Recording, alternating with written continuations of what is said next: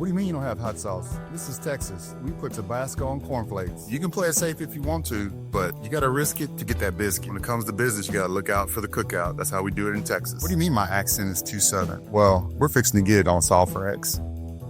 Welcome to Solve for X, the podcast where curiosity meets collaboration.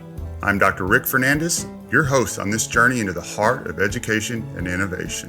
Welcome back to another episode of Solve for X, where we are solving for K-12's most difficult challenges. I am here with one of the best names in EdTech, and is according to me and the boys of EdTech. We were having this discussion on an episode back, and we were naming our best, or excuse me, listing our best EdTech names, and I had to bring to light the man, the myth, the legend, Sawyer Altman, the CEO, founder of Goblins.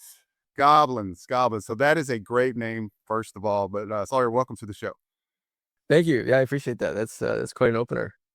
Yeah, no, we had that conversation, and I brought it up because we always talk about some of the names, because some of the names are hard to, like, okay, what, I'm just curious of where the genesis of that name comes from. And so I think either Jeff or Matthew had mentioned, hey, there's this really great company that's like really kicking butt in math, and it's the name's Goblins. And I thought they were messing with me. I was like, it's not named Goblins. He goes, no, it's the name Goblins. So they shot me the webpage, and I started digging in. I was like, all right, I gotta see what's going on here. So if you don't mind, you got to tell me a little bit about the genesis of the name first, because I'm very curious. Yeah, well, like you mentioned, most of these names in EdTech are, math something or some, pun or portmanteau on the word teachy or learny or something of the sort. They all kind of blend in. And when you show it to a student, our assumption is that they look at it as just, one in an endless march of many things they've seen that weren't terribly engaging for them. We wanted to stand out. We wanted to show them, hey, this is going to be different. And so it was a little act of surprise in choosing the name. And hey, this might be different. This might be fun, is what we're trying to say. Excellent. Okay, so as the founder, share what's the problem that Goblins solves for? I think the best way to describe that problem is to describe how I encountered the problem myself, which is that I used to teach here in New York City. And I was teaching pre-calc. I had 30 kids in my class. There was one of me, and their heads were all over the place. I had some kids who were still working on basic skills from middle school or elementary school, kids who couldn't add fractions, kids who couldn't do like very simple single-digit multiplication. They had been promoted to pre-calculus, and every kid had different gaps. And so what I was spending so much of my time on was trying to figure out where every kid's gaps were, and I was creating differentiated content for each one. I had one student also who like exclusively spoke Mandarin. I didn't speak any Mandarin for what it's worth. And so this task of differentiation was just clearly impossible. I wished for something that would let me be in 30 places at once. And so in many ways, Goblins is like the tool I wish I had. We'll often say to teachers, we'll be kind of cheeky about it. What if you could be in 30 places at once? What if you could clone yourself? And we sometimes joke, it's the math teacher cloning device. That's often very intriguing when you say that to a teacher. It's impossible, but simultaneously, the notion that you could possibly get them closer to that is very appealing. You bring up a point that I think is kind of glossed over, or it's utilized, the verbiage of personalization, or individualized student learning. I have never seen where that has been implemented successfully, with a teacher just trying to make do with their planning, whatever resources that they have. And the reason for that is just that the litany of variables that they have to account for, right? Because identifying the learning gaps is one piece of the pie, but then everybody brings their baggage from home. When in Houston ISD, we were asked to clothe, feed, keep safe, part-time coach, mentor, psychiatrist, intervene on, when families were having trouble. So you're asked to do all of those other things to get to a point where a student is ready to learn, or comes to school with enough of a capacity, or enough of a good morning to be able to learn.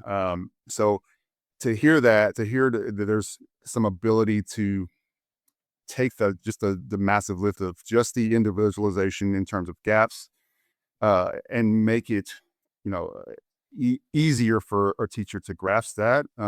That is worth its weight in gold. And I really don't think people really dive in when they think about what personalization really has to look like. You're in New York, so you get it, right? Very diverse city, much like Houston. So you're going to see all walks of life, all languages, all creeds, and all levels of understanding their mathematics, right? So that's a very you're solving for a. I said that was a long-winded answer to say you're solving for a very important problem. So that's very much appreciated. Sure. Well, I appreciate you saying that. And I think two things you said that really resonate. I think the first is I think you just alluded to the amount of like entropy that you're subject to in any given classroom, just how you're pulled in so many directions. I often think education is just like a cross section of so many different institutions of society. And yeah, when you're a teacher, you inherit all of these forces, and like in many ways, you're meant to be the glue between those institutions, and all these different. You have a both on the academic side, you've got, let's say, the curriculum, often like at HQIM, you're trying to implement, but then you're trying to supplement around that, but you've also inherited all these academic gaps, but also the things that you mentioned, like you're providing, emotional support to the students. You're their coach. Honestly, what they had for lunch earlier that day, if they had, hash Breakfast. browns, yeah, if they had, breakfast or not, or they're still kind of digesting because it's after lunch, whatever it is, you just you have to deal with that, as a teacher. And that's part of what makes it such a tough job. And I think a lot of people don't realize the academics is often a small component of it. Um, and then you mentioned something else, that, this personalized learning concept. Um, yeah, I certainly did not invent that term. We've been talking about this idea since the advent of the personal computer, if not before it. And just, in say the past 15 years, there emerged some new technologies like machine learning, and the idea that, we could finally distribute like machine learning type technology via the cloud, via, software as a service. And that really started to emerge, and there was sort of this renewed, let's say, optimism around the like, we are finally going to realize this dream of personalized learning, and it didn't. To your point, it didn't come to fruition. And so this question of like, why didn't it happen, is something that is really interesting to us. And we have obviously our thesis about why it didn't happen and why we think this time is different. But yeah, we're in a long line of dreamers about that very same challenge. No, and I think you have a lot of parents that are wishing for that dream to be fulfilled for their students, right? I've got a sophomore, I've got a seventh grader, and a first grader. Well, I get they're out there in summer, so I guess at a grade level, but and I have the excitement of like what can they be, what are they able to create? What are they able to learn that I my generation really didn't have, the access, or there just wasn't the technology, the understanding to be able to do that. So I am very optimistic. I'm a little nervous just because we were talking offline about education tends to move, like frozen molasses. And so I'm hoping that we can see it as an opportunity to really provide like a totally different opportunity for students, and close those gaps quickly, and do it better than we really ever have in our educational history here in Texas, and the country for that matter. I want to ask you about the genesis of how this started, though, because I'm fascinated. So you're teaching.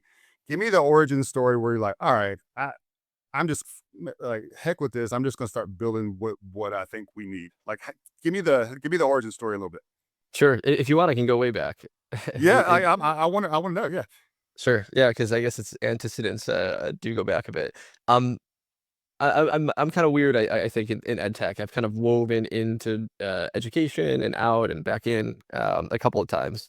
Um, yeah, longtime computer geek, I guess, is where it starts. When I was 12 or so, I started building private game servers for a game I loved called RuneScape.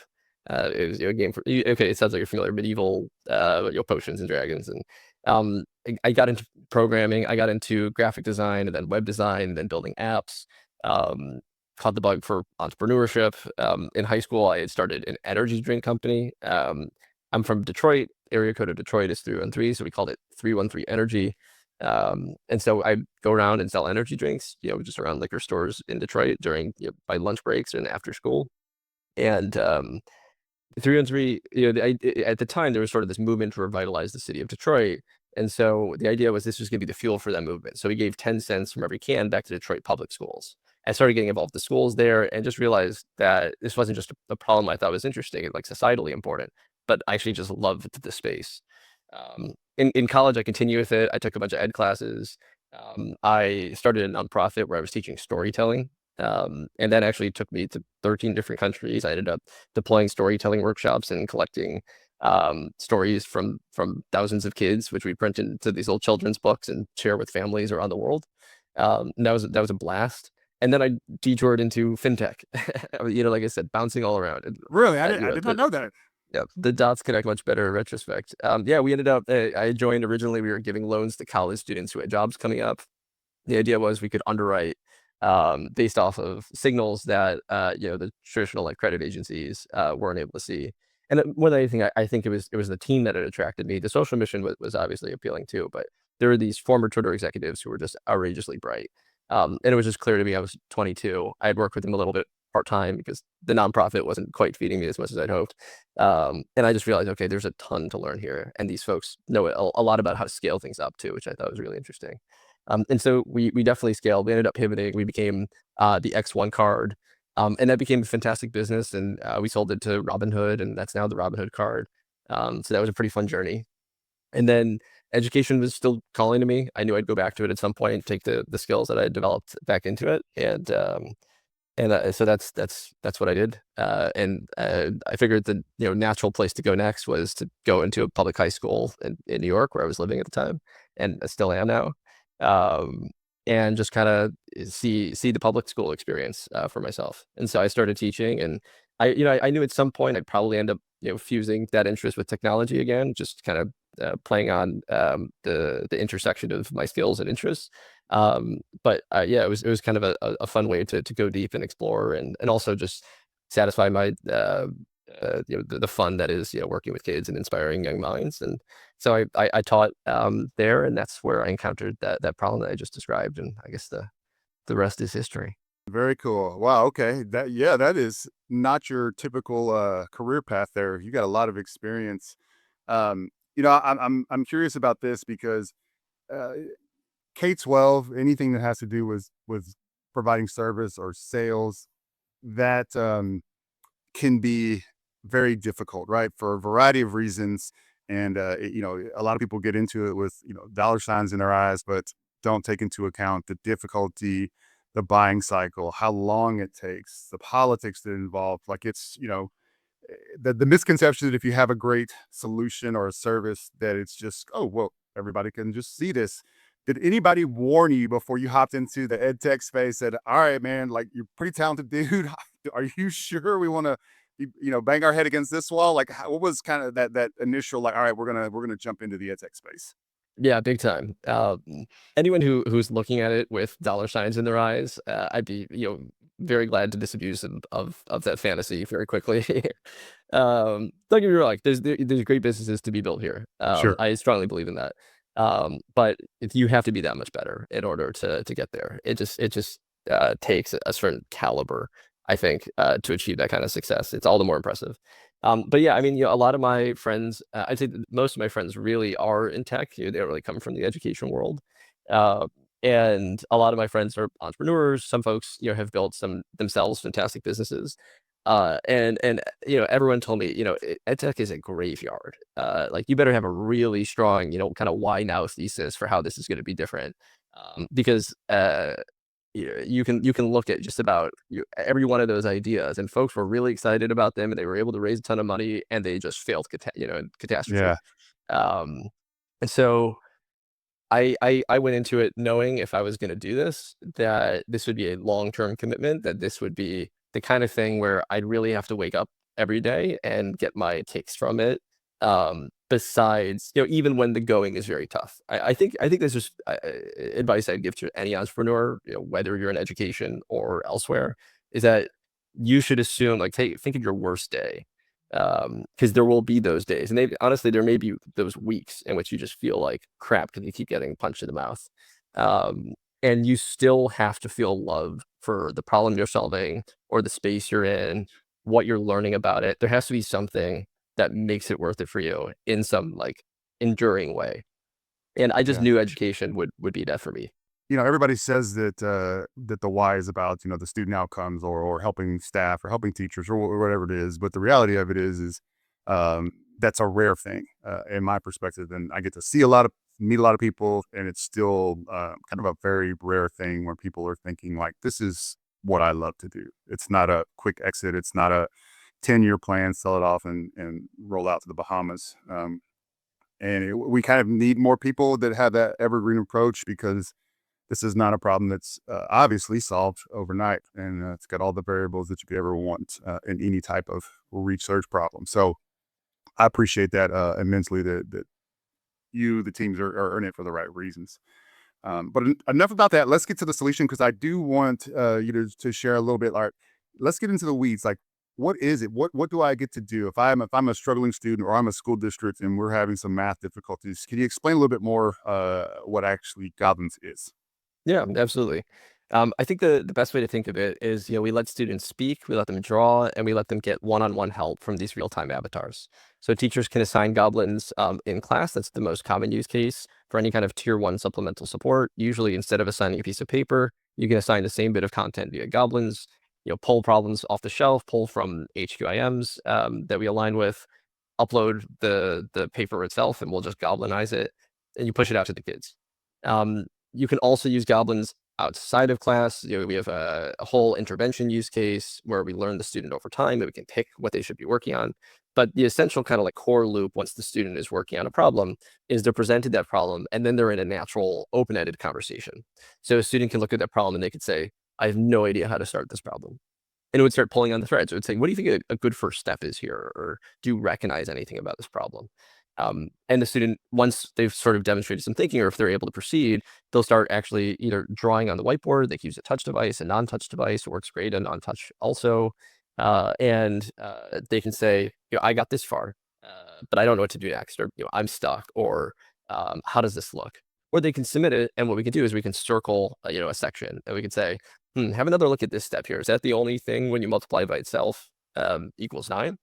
There could be two solutions. And so we're putting the student in this like Socratic style dialogue in which they are the ones driving, and we kind of pump the brakes and give them scaffolding and support.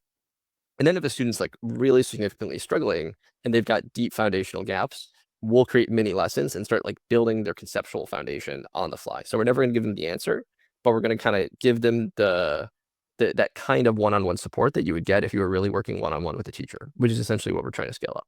Awesome. From the educator perspective, as a teacher, what is their role? What do they get to see? How do they get to like assess if Goblins is really making an impact on the classroom? It's a great question. We've been hearing from a lot of teachers recently that Goblins has completely transformed their teaching. We hoped it might, and we've been getting a lot of this feedback after having really gone to market properly for like a full implementation this past year. And what these teachers really started doing is they started using their time with greater leverage. And so the cool thing about Goblins, again, we called it Goblins. The first thing we wanted to do is create an awesome experience for the students, something that would really like blow their minds.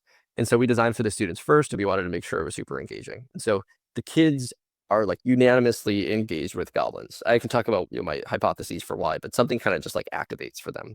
They love the experience. And so when you trust that your kids are generally going to be engaged, that allows you to then use your time with maximum leverage. And so usually what we're doing is we're surfacing insights about where all the students are at. And so I think one thing I should say is that everything that we see, or rather everything that's being done in Goblins is being recorded for the teacher. So they can see a transcript, they can see a replay, but we're also surfacing insights. We're not doing, we can't, it's not just like right and wrong. It's much more of like, here's like a particular moment in which this student struggled, where that student struggled, and that student struggled. This seems to be a common misconception in the class. And the teacher is able to see this kind of bubble up in real time. So as a teacher, I can say, okay, I'm going to take these 3 students right here, and I'm going to kind of reteach the concept with those students while all the other kids are working. Or I know, hey, this student's a little less engaged, or the student is really not in the zone of productive struggle. They seem to be really consistently struggling, getting frustrated. I'm going to move over there and spend some time with that student. And so they can be much more targeted with how they use their time. So, okay, let me make sure I'm understanding. So you're able to see kind of if I got a class of 30, I'm in a class of 45 to 55 minutes. Um, I can see in real time that, all right, this first portion of the lesson, I've got a group of 5 that are struggling, and here's why, and here's probably the area that needs some quick intervention. And so a teacher can act on that within that class period and go like, all right, guys, you 5 come with me. Everybody else keep working Yeah, and intervene. Am I capturing that right? that's perfect. Yeah, we're able to see the student's whole process. I think this is a key thing to emphasize. This is kind of like a new paradigm altogether. We're Oh my, seeing, yeah, everything that, it's because it's not just right or wrong, because it's a whole conversation. We get that signal on where every student's head is at with way higher fidelity. And then we'll kind of compress that and digest it for the teacher and then equip them to be most effective with their instruction. to me, that has been the critical missing link to be able to personalize instruction. Because if you can't do it in real time, then you've already lost kind of that window of opportunity within the moment. I always think of it as like, you got to be able to call audibles when you see what the play is at the line, and if you can't, you don't get a timeout to go run back out there and then run the play that you want. And so if that is accurate in how I framing it in my mind as an educator, that's a game changer, because we've never had the ability to do that, to understand the thinking in not, we can see if they got it right or wrong, but we have to go back and the decode why each student got it wrong. And that time that it takes to do that is where teachers are like, me and what army are going to be able to do this and do it well enough so that all my 150 students grow, not just this class of 30, but us have 150 with all of my courses. So that's pretty astounding. Wow. And so uh, you have some efficacy data kind of coming out on this. Is that accurate? Yeah, it definitely is. Yeah, we have a couple of studies we've been running.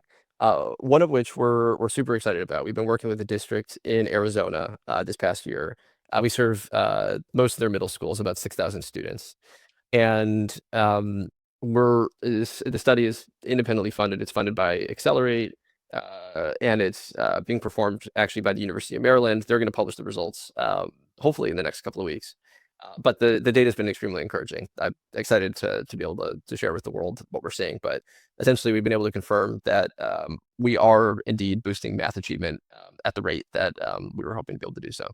Wow. Well, I mean, that would be, yeah, I'd be highly interested to see that, because there's not been anything like that in real time to give a real time flexibility to the teacher.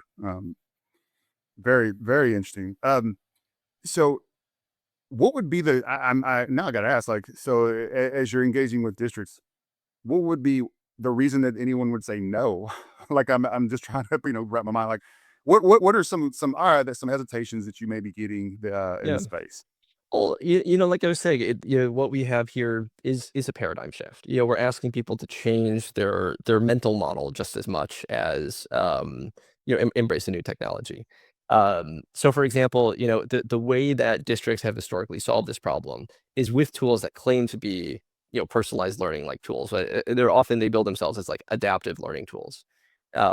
And there's like this kind of MTSS type structure that's built around these tools. There's this idea that, you're going to take your screener, and your screener is going to tell you which standards you're stronger in, which standards you're weaker in. And so the teachers are more or less trained in like how to interpret this very kind of abstract aggregated data and try and translate that into instruction. And then that screener is often going to go into the adaptive tool and form some notion of like a path. The student's going to show up and it's going to like pick problems for them. And so like and then you're gonna do some kind of like benchmarking. There's like a bucket for that, and it's like, okay, here's how we're pacing. You call it like progress monitoring towards our priority standards. Is the path working? How where are weaker spots and so on. And like, this is a paradigm that exists. Oh And so yeah. often what we're going in and doing is saying like, hey, this just completely changed. Like all of this just compressed. You don't have to do assessment separately from instruction anymore. In fact, like all of those tests you had students taking that they were sitting down for, like you're going to be able to see all of that in real time with way higher fidelity, with far fewer items that you actually have to show to the student. Like you need just way fewer reps on right, wrong, right, wrong. If you can just see that a student working on quadratics is actually struggling with arithmetic and not with quadratics at all.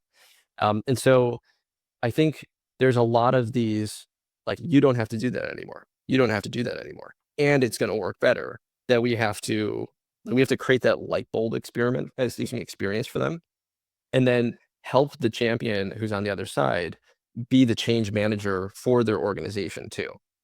So like they're going to have to sell this to the teachers and to other admin, the district RTI/MTSS coordinator, et cetera. Like there's a lot of parties that are involved. And so part of it is like creating that inspiration, creating that unlock in their brains, and then kind of helping them politic it through the organization.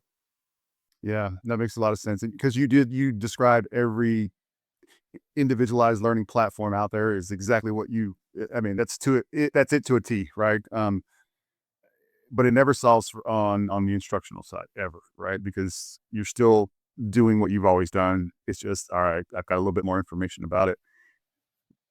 Wow. Okay. So in the context of the classroom, it which grade levels is it targeted for? Is it for any grade levels? Is it because now my mind's going a million miles an hour, right? So I'm thinking, all right, well, we got to get to the elementary kids because then we don't have to mitigate all the gaps as they matriculate through the system. But on the other side, I'm like, well, can I get it to my ninth graders? And now we turn math phobic kids like myself into stronger math students, and for SAT or for classes that engineering classes. I don't know. So let me shut up. But like, what is the sweet spot in terms of grade levels and students to target? Yeah, it's a great question. So we support starting from third grade going up to Calc BC, where we really started, and whereas today even still our sweet spot, just because again we started there because we were hearing about this so often, is that sort of corridor between middle school to Algebra 1, which is very often the gateway to graduation. So many students get stuck there.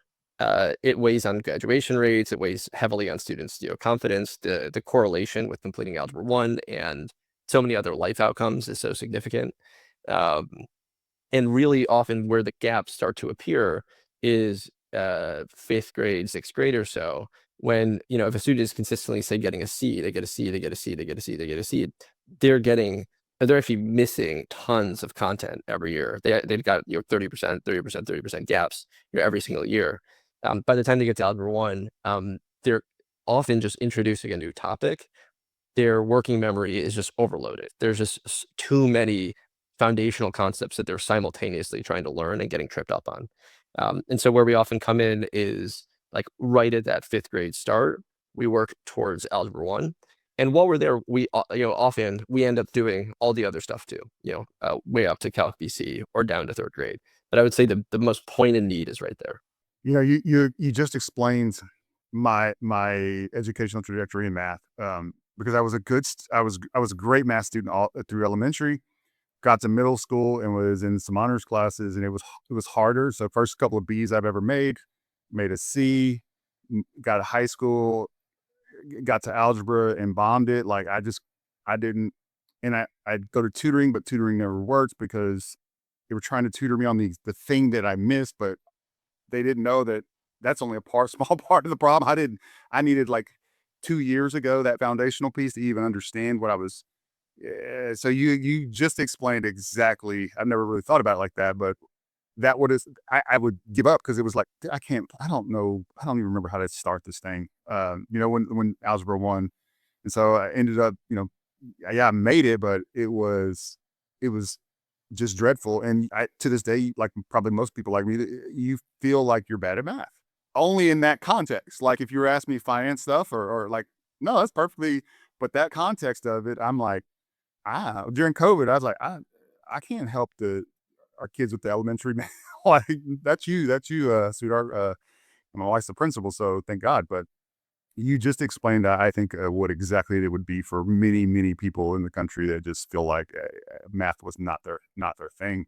This notion, "I'm not a math learner." You hear that all the time. You hear adults say that all the time, All the and, time. all the time, as if, there are math learners and not math learners. And the adults reinforce that concept for the kids, and the kids, start to believe these things about themselves. These essentially, they internalize that essentially that identity, that anti-math identity. Um, and it's usually false. Like, the vast majority of our brains are perfectly capable of learning well into high school math, what we consider high school math. And it's often just a shaky foundation. And yeah, for whatever reason, our culture just imputes that to some like intrinsic flaw in the way our brain works. But it's really much more about the pedagogy than it is about cognition. Yeah, I would agree. Well, so a couple of more questions because now you just got me fascinated. So, how could you could apply this? I would assume to any course that is math intensive, right? And so my brain starts going because I love everything CTE. Like, is there an opportunity, knowing what the future holds, for us to like intentionally start creating more engineering students, right? More, astrophysicists, more. I don't. I think that's math, but you know where I'm going, right? Like all of those jobs that are you feel like are out of reach because they are math intensive, and you're like, that's just I wouldn't be able to hack it there. Is there a way now to reframe kind of the trajectory of a student and really opening up the possibilities because once I got to ninth grade and bombed, I wanted to be an architect. I thought I wanted I was fascinated by all that stuff, but everybody's like that's a lot of math in there. So I was like, okay, well that's for somebody else. Could it get to the point where you're able to iterate with any course and really serve the same purpose? Yeah, it's a great question. I would say yes. I think a ton of the muscle that we've built in the math product, in the math market, will translate itself very nicely to other subjects, the rest of STEM, to CTE, and so on. Our feeling is that the problem in just that like those core foundational math skills, what we consider today the math classes, even though of course there's so many other classes that do incorporate math, and the math is just an entity that exists in so many different domains already. But, like, just doing that really well is gonna solve an enormous amount of pain for American students and parents and teachers and admins. And so our feeling is that, we're gonna stay here for a while and just, like and really master this. We already are seeing really exciting efficacy data. Um, we wanna double that, we wanna triple that. We want to get it to a point in which any student touches goblins and it's like instant mind blowing experience, and essentially that's what it's going to take to reverse this idea that I'm not a math learner, and we already see ourselves doing that for students. We hear from students all the time they hated math, now math is their favorite subject. We hear that makes us so proud and just animates us to invest much more in that. But to your point, yes, like so much of the technology that we've built, so much of the sort of core loop paradigm of the product, it very well lends itself to those other subjects. Basically, anything in which there is the opportunity to provide that real time feedback, to provide that kind of scaffolding, to provide some sort of like taste around um, how do you support the student a bit, but not too much, give them the scaffolding, but not give them the answer, that kind of thing. Yeah, we think we could speed up the learning loops in all these domains. Wow, that's pretty powerful. The so Does I'm assuming you were or are a gamer to some degree because you mentioned RuneScape. So did you pull on any of that experience to really get an advantage with how the solution operates and to make it more engaging? Was that a kind of a source of pride when you're creating like I'm going to be able to make this a little bit better than most other companies do? Yeah, yeah. It's a great question. We think about goblins as being game-like, but we're very deliberate about not making it gamified. Of all the things on the roadmap, as just by default product manager, I've been very deliberate communicating to the team. There's a project. It's called Gamification, and I put a skull on it. And what it basically represents, it's got a little skull emoji. And what it represents is, this is what we do when we're out of all other ideas. Gamification is often this like veneer that is put on top of an experience that is not itself intrinsically interesting. And our feeling is that, when that is some of the motivational factor of games, but also like the core loops of games are often just intrinsically fun. Like the notion of try something, get quick feedback is just, inherently kind of satisfying to the brain. The notion of, I tried, I was close, and then the game kind of reveals essentially a hint towards the next step. There's something, again, very satisfying about that. Kids talk about Goblins as though it were a game. They have fun doing it. They like the feeling of building their skills. They can see their progress and so on. And yet we don't have, unlockable hats and mustaches. Yeah. And, we don't have points that you're accumulating over time. And at some point, I'm not saying we'll never, ever do that. Could this be a boon for motivation? It very well could be. But we've been really focused on like, what is the core loop experience that is just intrinsically interesting and that makes a student want to learn math. And that's what we've been obsessed about for a while. Yeah, that makes perfect sense. And there are the market's flooded with gamified learning, right? And it's all about the same as far as I can tell. Kids pick it up and then they put it right back down and they don't touch it again because that's the nature of students nowadays, right? It's quick hit and move on if there's not something that's compelling enough to keep their attention, their motivation. Well, man, that I want to be respectful every time, and I did not realize, I knew a little bit about Goblins, but not to, obviously not to the level that you've shared today. And I'm frankly blown away and excited for students and teachers, because this has been like the golden goose that no one could ever really figure it out. And you could never really say with any fidelity that we are personalized learning. No, we're not. We're doing the best we can, but we're throwing a lot of darts at the dartboard, right?